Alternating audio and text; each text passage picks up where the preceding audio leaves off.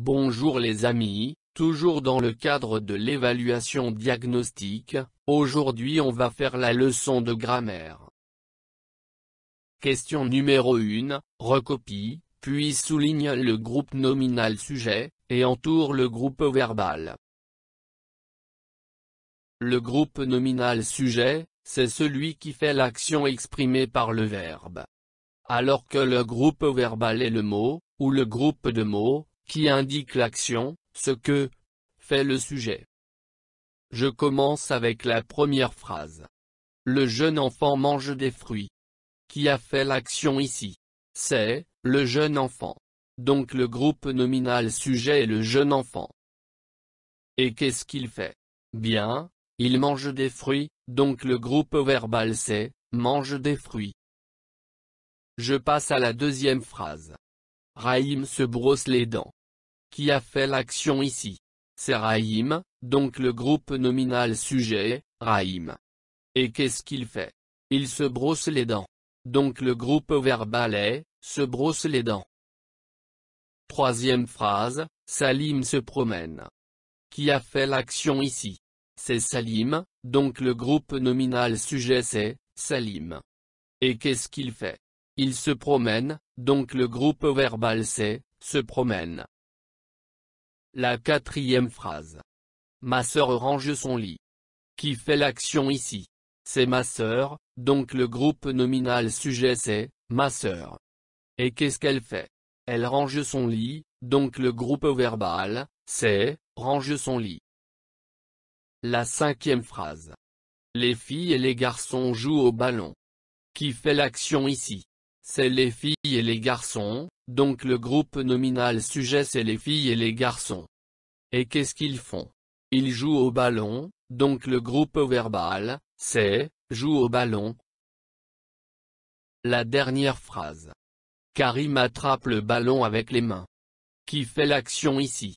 C'est Karim, donc le groupe nominal sujet, c'est, Karim. Et qu'est-ce qu'il fait? Il attrape le ballon avec les mains, donc le groupe verbal, c'est, attrape le ballon avec les mains. La deuxième question, recopie et donne le type de chaque phrase. La première phrase. Où se trouve la pharmacie? C'est une phrase sous forme de question, avec un point d'interrogation à la fin. Donc c'est une phrase interrogative. La deuxième phrase. Quelle belle villa! C'est une phrase qui se termine avec un point d'exclamation, donc il s'agit d'une phrase exclamative. La troisième phrase. Le touriste admire le monument. C'est une phrase qui se termine avec un point, donc c'est une phrase déclarative. La quatrième phrase. Sors immédiatement.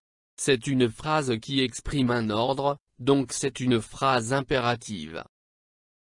Je passe maintenant à la troisième question, recopie et transforme en phrase négative. Je commence avec la première phrase. Le libraire travaille le samedi. Pour transformer cette phrase en phrase négative, je dois ajouter les éléments négatifs ne et pas. Donc la phrase devient, le libraire ne travaille pas le samedi. La deuxième phrase. Les élèves ont cherché des champignons. Après l'ajout des éléments négatifs ne et pas. La phrase devient, les élèves n'ont pas cherché des champignons. Question numéro 4, recopie et transforme en phrase affirmative. La première phrase, les boutiques ne sont pas ouvertes. La phrase affirmative c'est, les boutiques sont ouvertes. Deuxième phrase, Salim ne viendra plus à l'école. La phrase affirmative de cette phrase c'est, Salim viendra à l'école. Question numéro 5, recopie, puis souligne le complément d'objet indirect, et entoure le complément d'objet direct. Pour reconnaître le complément d'objet direct, on pose la question qui ou quoi après le verbe. Pour reconnaître le complément d'objet indirect, On pose les questions. À qui? Ou à quoi? De qui? Ou de quoi? Je commence avec la première phrase. Salim écrit une lettre. Donc la question à poser, c'est, Salim écrit quoi? Une lettre. Donc le complément d'objet direct, c'est, une lettre. La deuxième phrase. Elle parle de son enfance. La question à poser ici, de quoi parle-t-elle? Elle parle de son enfance, donc le complément d'objet indirect, c'est, de son enfance. La troisième phrase. Il pense à ses amis. La question à poser ici. Il pense à qui? Il pense à ses amis, donc le complément d'objet indirect, c'est, ses amis. La quatrième et la dernière phrase. Vous mangez des dattes. La question à poser ici, vous mangez quoi? Vous mangez des dattes, donc le complément d'objet direct, c'est, des dattes. Je passe maintenant à la page suivante. La question numéro 6. Recopie, puis souligne les adjectifs qualificatifs épithètes, et entoure ceux qui sont attributs. Un adjectif est épithète, quand il est placé directement à côté d'un nom qu'il qualifie.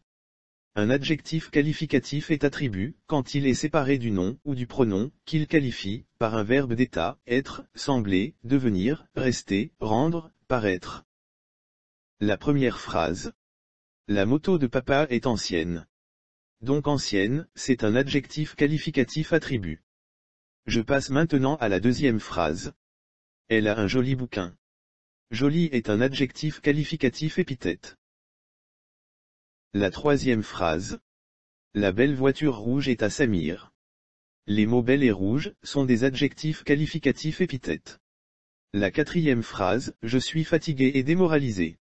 Fatigué et démoralisé sont des adjectifs qualificatifs attributs. La question numéro 7.